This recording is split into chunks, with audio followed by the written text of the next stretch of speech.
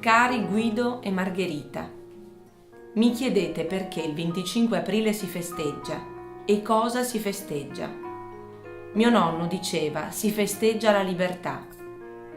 La libertà oggi per voi è essere felici. Ma c'è stato un tempo, quello in cui viveva mio nonno, in cui la parola libertà significava lottare per un avvenire migliore.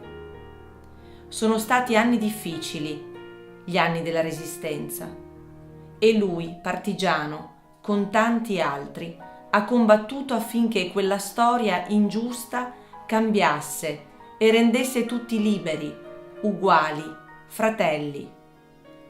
Grazie al coraggio di nonno Italo e quello di tanti altri partigiani, la storia è cambiata. Sono passati 70 anni da quel 25 aprile. 70 anni di libertà.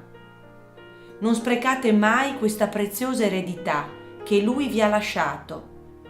Abbiate sempre il coraggio di combattere per le vostre idee. Abbiate sempre il coraggio di lottare in nome di un futuro migliore per tutti. La mamma.